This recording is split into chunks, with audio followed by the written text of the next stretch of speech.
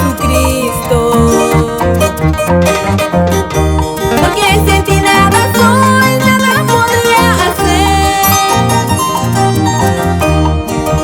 Solo te pido, Señor, que nunca me desampares.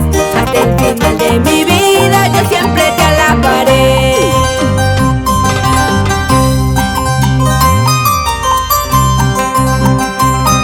Animamos a seguir adelante a todos mis hermanos que fueron lavados por la sangre de Jesucristo. Jesús dijo: así que si el Hijo los libertare, seréis verdaderamente libres.